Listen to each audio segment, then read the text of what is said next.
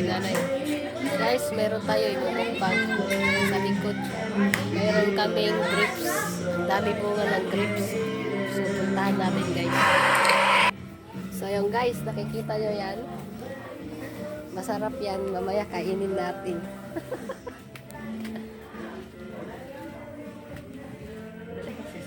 So, ayun na guys. Guys, tingnan nyo, may ubas kami oh. Dami bunga.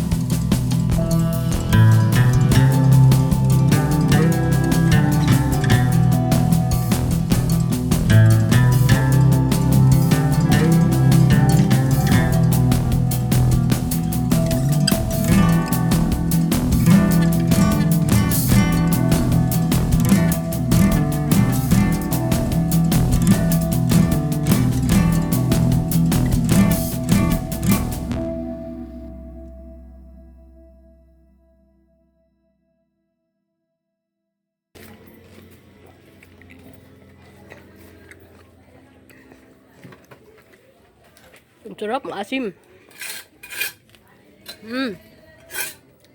Dami bunga oh.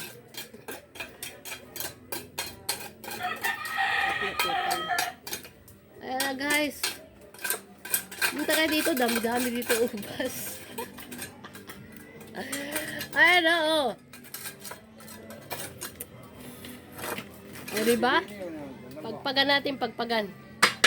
O ayan. O diba? Kainin natin.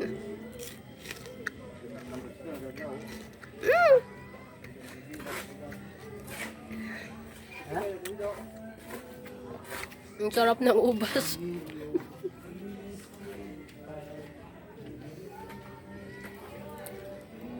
Dinanakaw ko lang to guys. Kasi ang totoo yan, ang may-ari. Ayan oh. Ayan oh, nandiyan lang yung may-ari oh. Pero hindi niya ako nakikita na kinukuha ko yung ubas niya. Huwag kayo maingay. Di naman niya alam na kinakuha ko na yung ubas niya eh.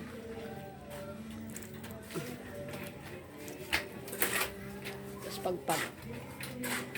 Ihip. Diba? Okay na yun. Ay. Matamis nga siya guys. So kasi kinainan ng ibon. Oh, matamis talaga yung ubas dito guys. Normal eh.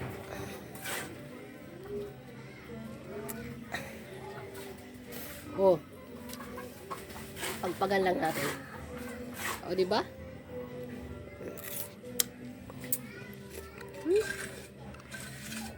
Sobrang tamis.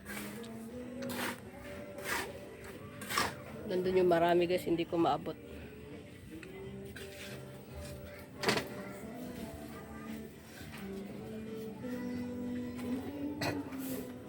Iko. Kita ba? Ayan guys, oh.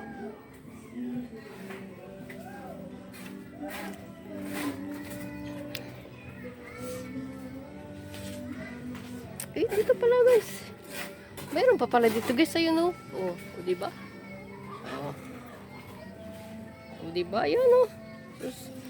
Wala nang intro pa.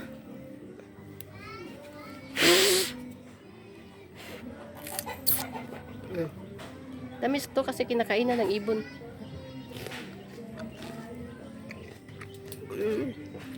Di ba?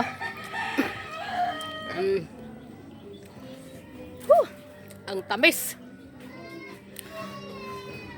Sa sobrang tamis, tumutulo na ang laway nyo. Ayan pa guys, oh. Diba? Huwag tayo maingay sa may-ari guys. Na tayo yung pumitas ng ubas niya.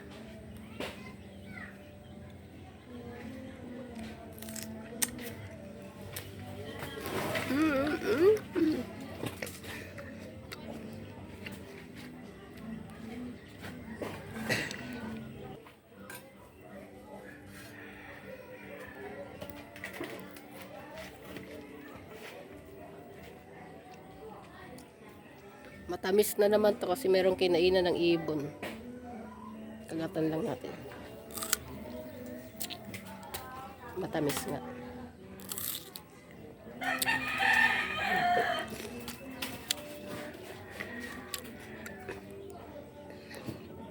Ang tamis ng ubas. Sa sobrang tamis. Tumutulo pati luha ko guys. Sino yung gusto murder? Wala kayo maingay kasi hindi alam ng may-ari. Andun siya, oh.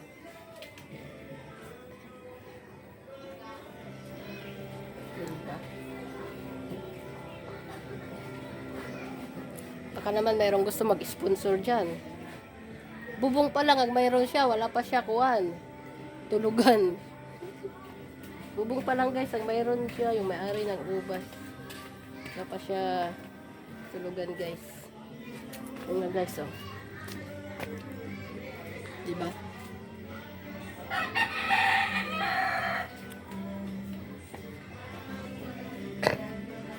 Tapos ito guys, may prutas pa dito. Prutas din yan. Pero bukas na natin kainin.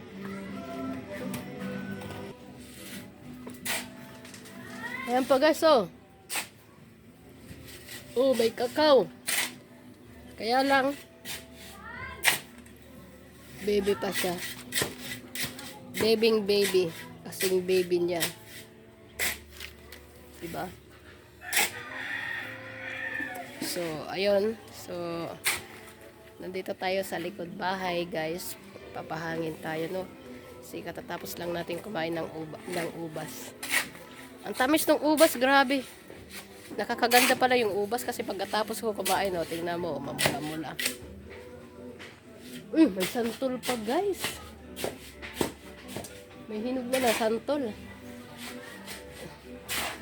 Kaya problema, hindi tayo marunong umakyat. So, abangan lang natin yan na mahulog. Tingnan mo. Sipag mo eh. Si ate yung may-ari ng ubas. Oh. Siya yung naghahalo. Tapos yung asawa niya daw nagpapalitada. So, diba? So, hindi na kayo makakakita ng babae ngayon na ganyan. Ano siya? Marunong maghalo. Uy! May itik pa! Hulihin kaya natin. Ano guys, ano sa tingin niyo? Hulihin natin yung itik. Pero mukhang hindi yan masarap. Itik yan, nakipit bahay, matigas yan. Bumalik ako guys, bibigyan pala natin si Mark Vlog ng ubas. Kasi first time niyang kakain nito. So, bibigyan natin isa. Ayan guys, ayan. Pwede na to kay Mark. O kahit ito na lang na maliit, no? Ito. pwede na to kay Mark. So, ibibigay natin to sa kanya, no? Ipapakain natin kay Mark Vlog. Tara, puntahan natin kung nasaan siya. Guys, mayroon pa pala malalaki. Sa ilalim ng payong, guys, oh. Ayan, guys, sorry, sa ilalim ng payong. Nako, ito, guys. Ipapakain natin to kay Mark Vlog. So, sabihin natin ito yung native na ubas. Matamis talaga siya kasi kinakainan ng ibon, no? Matamis. Mayos ka rin ni Joy. Diskarte. Matamis yan, diskarte. Kaya maingay kay Mark, ha? So, ayan na, guys. May napitas na tayo na ubas. Ipapakain natin kay Mark Vlog. Mark Vlog! Mark Vlog! Mayroon ako nakitang ubas, masarap. Ayun, oh. Ubas? O, ubas yan. Doon tayo sa maliwanag. Ayan, dyan. Ay, sarap yan. Sige, kagatin mo na. Tamis. Matamis siya, kumain nga ako dun eh. At nakagat. Kagat na, dali. Kagatin mo na. Sarap yan. Kagaya sa akin, oh, panoorin mo. Yun na.